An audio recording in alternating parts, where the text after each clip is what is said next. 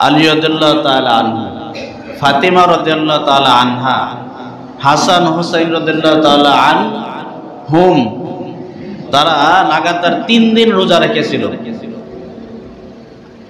3 দিন রোজা রেখেছিল। আর যখনই ইফতারি করবে সেই 3 দিন ওই মুহূর্তেই ভিক্ষুক চলে আসে। আর তারা তাদের ইফতারিকে ভিক্ষুকের কাছে অভাবীকে খাওয়াইয়ে দিয়েছে। আর তারা নিজেরা পানি দিয়ে ইফতার করেছে। সুবহানাল্লাহ বলেন। তাদের শানে এই আয়াতগুলি নাজিল হয়।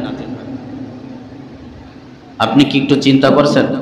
সারাদিন রোজা রাখছি আর ইফতারি নিয়ে বসে আছি, এর মাঝে যদি ভিক্ষুক এসে আবার খানা চায়, এমনিই তো তাকে ধরে খেয়ে ফেলতে মনে চাইবে, খিদার যন্ত্রণা, কি বলেন?